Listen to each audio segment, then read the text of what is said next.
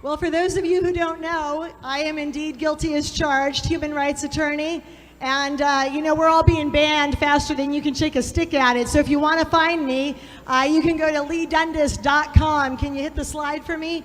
That's Lee, L-E-I-G-H, because my mother had to give me extra letters, Dundas, D-U-N-D-A-S.com. So what I want to talk to you about indeed tonight is the rise of freedom over the Fourth Reich. And as the gentleman before me said, freedom is not something you buy, it is something you earn every minute of the day, especially this year. Okay, especially this year, because we have a lot going on. And if you don't know what it's like to live in a blue state or a blue town, let me tell you. This week in Orange County, California, the cattle cars of yesteryear, the cattle cars of Auschwitz came rolling into my town wanting my child to get on board. And that is not acceptable. That is completely unacceptable in any place, but especially where I live. So if you don't know what happened in Orange County, about 10 days ago, the Orange County health officer, a little guy by the name of Dr. Clayton Chow, got together with the superintendent of schools in our county, and they hatched a little plan. And they decided in their wisdom that they were going to take our taxpayer-funded schools and turn them in to COVID vaccination centers so they could deploy an experimental medical protocol that killed every ferret in the last animal trial that was done. Worse, they decided they were going to see if they could find a way to legally sidestep parental informed consent so that little Johnny could get bribed with a donut after recess at kindergarten and go walking back to the nurse's office and roll his sleeve up and get this experimental protocol without his parents ever being the wiser. So I don't know how you feel about that, but I know exactly how I felt about that. And we only had about 24 hours notice, but we got 200 or 300 of my closest friends to come down to the next board meeting the next night, and we let them know exactly how we felt. Roll the video. Lee Dundas, human rights attorney. Late last week, I am informed a meeting occurred between Orange County Health Officer Dr. Clayton Chow and Orange County Board of Education Superintendent Al Maharz, during which time they apparently tried to find a way to, quote, sidestep and entirely remove informed parental consent for the COVID vaccine and also turn Orange County school campuses into vaccination centers. The COVID-19 vaccine is an experimental medical protocol authorized under the Emergency Use Authorization Act, and as such, you cannot mandate it for anyone, nor can you sidestep informed consent. There is a reason that kids cannot smoke, drive, drink, have sex, vote, or die for this country, and it is because the law says they lack the capacity to understand those decisions, and that applies here more than ever. Hear me loud and hear me well. We will not be morphing our school campuses into COVID vaccine centers for delivery of an experimental medical protocol that killed every ferret in the last animal study they did until such time they had to abandon that study, and then they didn't even do the study this time around because we are the study. The last time humans launched a plan like this to conduct experimental medical protocols on vulnerable populations was in Joseph Mengele's direction. He was an MD known as the Angel of Death. Okay, and he was part of the SS, and in 1943 he was assigned to Auschwitz, where he saw an opportunity to conduct gene research, quote, focused primarily on children with no regard for the health or safety of the victims. This is off the internet, you can Google it. You know what else is gene research? Experimental COVID vaccines with the trans gene inside of it. If you don't believe me, go pull the EUA application for the J&J shot. I come from a long line of Eastern Europeans, Hungarians, and Romanian groups that fled the persecution of the Red Terror communist death squads in the early 1900s, and those of us who didn't make it to America ended up facing the Nazi death squads in the lesser-known Holocaust that was the Romani Holocaust. There is a reason my daughter is named Katya. Her Romani great-grandmother was Katerina Choma, and I, for one, have not forgotten the lessons of our history. The Third Reich did not end with experiments on children, nor when those children died. The Third Reich ended in 1946, when we put the doctors who committed these human experiments on trial in Nuremberg, and then we put them to death. It ended with the adoption of the Nuremberg Code, so we would never repeat the sins of history. And it states, and I quote, "The voluntary consent of this human subject is absolutely essential." Dr. Chow and Dr. Maharsh, you are hereby on notice. Last week, you appear to have knowingly hatched a plan to sidestep and or violate international, federal, and state law, not just the Nuremberg informed consent language, but also the black letter law of the EUA, as well as California state law, which punishes, and I quote, the willful failure to obtain a subject's informed consent by imprisonment in county jail for 1 year or the imposition of a $50,000 fine or both.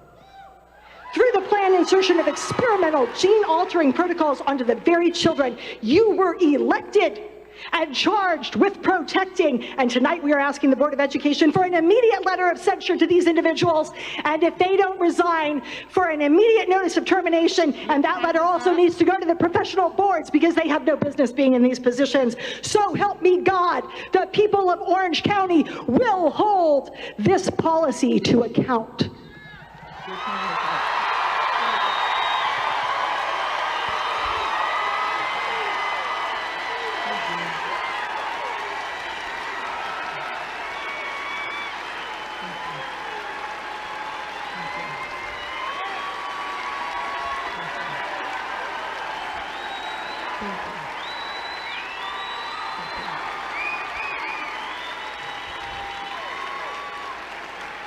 Thank you, guys. Thank you very much. You know, us lawyers can get pretty passionate, but when they come for your kid, it adds a little something extra, I think. So you might be surprised to hear this, but Orange County decided they were going to walk that little plan back after we hit them like that.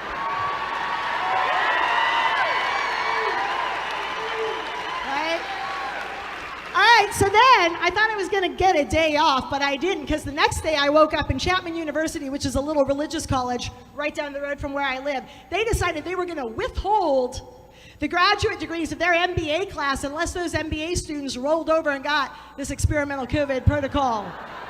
And they went one step further. They engaged what I contend was hate speech, or darn close to it. They bullied, they coerced, they harassed their students, and they called any of their students who would refuse to get this shot a procrastinator for whom no special accommodations would be made, and that procrastinator could sit out that semester, thereby never graduate, and it would be on their dime. So I don't know if you know about us lawyers, but we like to talk, and we also like to type. So Chapman University got a little love letter a couple days later, all 15 pages, and the same day they got that letter, they rolled it back.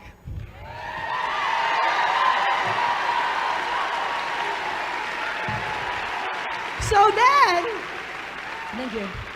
So then I was really kind of hoping for a day off at this point, but who are we kidding? Everybody on this stage has worked 365 days in a row, probably about 18 hours a day.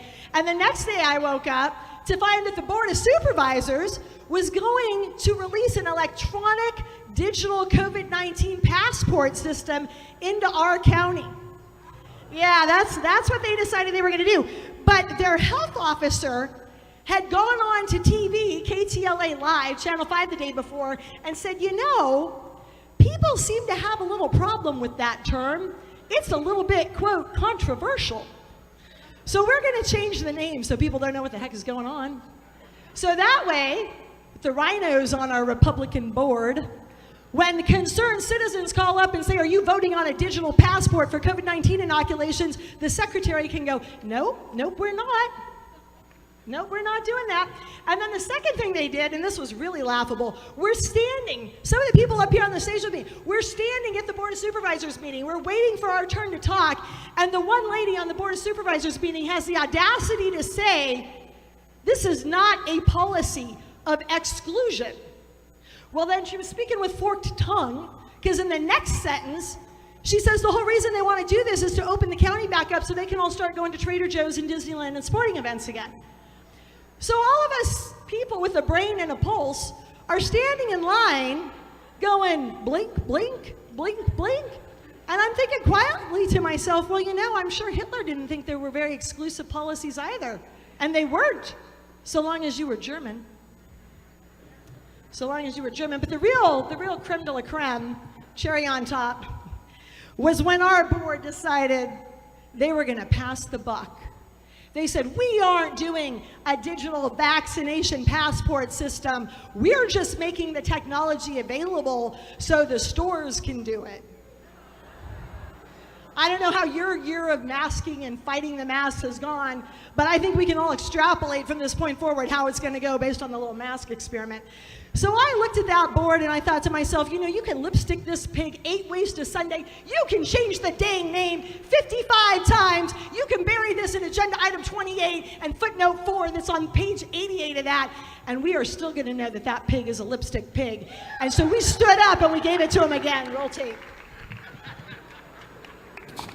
Lee Dundas, human rights attorney. Let me be nothing if not clear. You can call this anything you want, a vaccination verification system, a composite app, ink contract for $3.8 million buried in item 28. We all know it when we see it. It is a digital vaccine passport, and there's a reason Clayton Chao shied away from it on camera the other night and said people think it's controversial. Yes, it's controversial. It is the beginning and the end of Nazi Germany. It is show me your papers, please, before you pass. It is an electronic dog collar. And since when did Orange County become the People's Republic of China? You won't need Warsaw ghettos. I won't be able to leave my house because nobody will service me. Are you really okay with big tech knowing every place you've been, from Chipotle to the post office to Disneyland, because you had to scan it every single time you left your house? And do not for a second try to absolve yourselves, saying, oh, the marketplace is going to do it. It's on Costco. It's on Disneyland. We're not doing it. That's like the guy who drove the cattle car to Auschwitz saying, there's no blood on my hands, unlike you all call it what it is. This is a Nazi plan, and you are the Fourth Reich if you vote for it.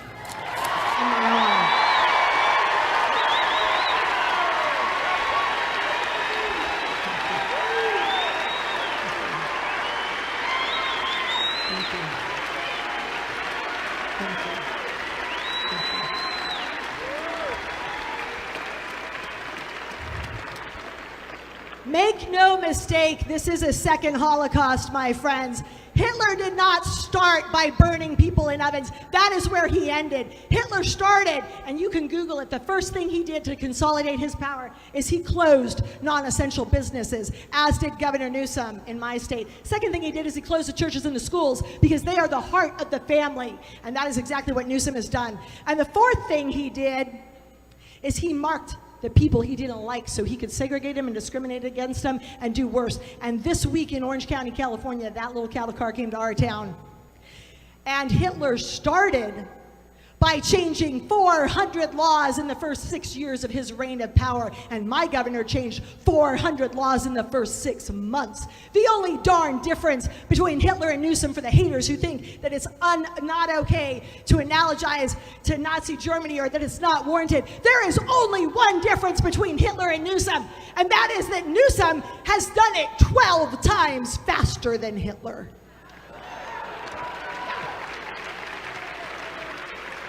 So then I get off the plane in Tulsa, and I turn on my phone, which I'm beginning to think is a bit of a mistake this week, and I see LAPD, some of our finest men in blue, and don't get me wrong, I back the blue, I work with them, I do human trafficking work like the gentleman two before me.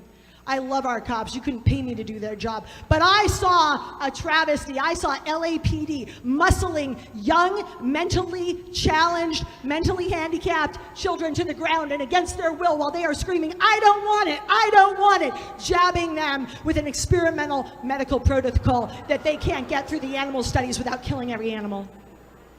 This is a eugenics program. That is the word for it. And California is falling. And I never ask for help. I never ask for help. And I am asking everybody within earshot in this room and elsewhere for help tonight. This is my SOS, because if we don't hold the line in Orange County, California, there's a darn good reason they targeted us. They knew if they could take that hill, they could take any hill. If we don't hold the line here, this little dog and pony show is coming to your town soon. We need to hold the line.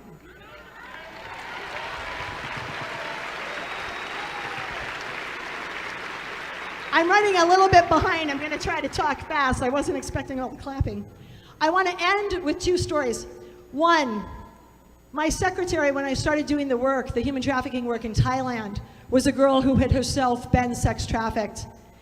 And she told me the story one day when we were standing in her office. She said, you know, I was 12 years old, 13, something like that. I was sitting on a bus bench on a rural road in Thailand.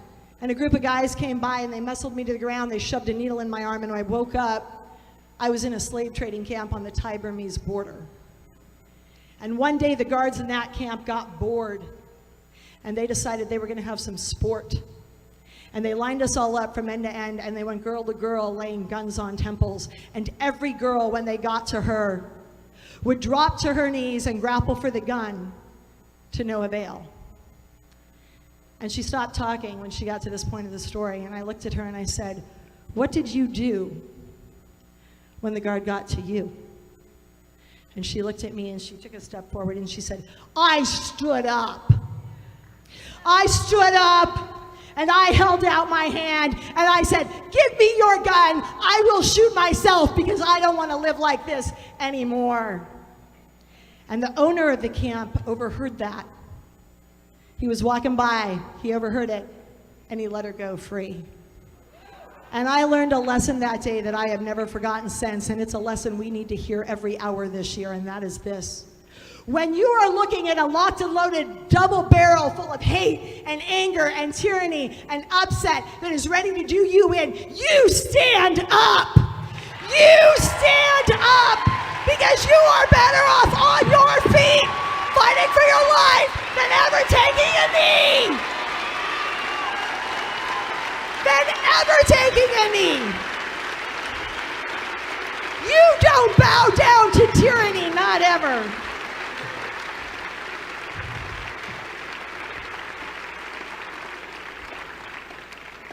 I'm going to tell you how this story ends. We're going to win.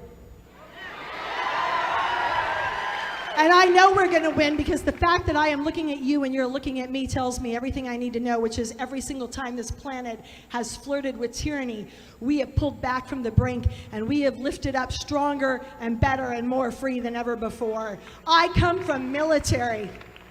I come from a hoo-ah, long line of military. My husband's U.S. Army, my dad was U.S. Navy, and my grandfather was also U.S. Navy, and that man, bless his heart, had not one, not two, but 3 separate ships bombed out from under him, starting on December 7th, 1941, as he was standing on the decks of the USS West Virginia in the Pearl Harbor waters of Hawaii. And in my house, we grew up saying, "Yes, sir," "No, ma'am." We bowed our heads in church and we flew our flag high. Okay? And here is why. If you are within the sound of my voice, you are an heir to freedom. You are the sons and daughters of the men who stormed the beaches at Normandy. We are the sons and daughters of the GIs who came into hot landing zones in Vietnam, into the jungles with their whirlybirds blazing smoke, because by golly, they were not going to leave a man down behind. We are the rightful heirs to the kingdom of freedom, and we are never going to let it be sold out. Not on your watch, not on my watch, not ever. God bless America, and God bless all of you.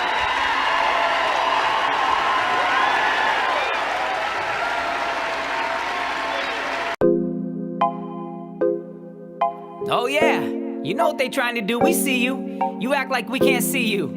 Come on, man, we ain't stupid. You can fool us, but you can't fool God. Hey, facts, man. 4 more years, baby.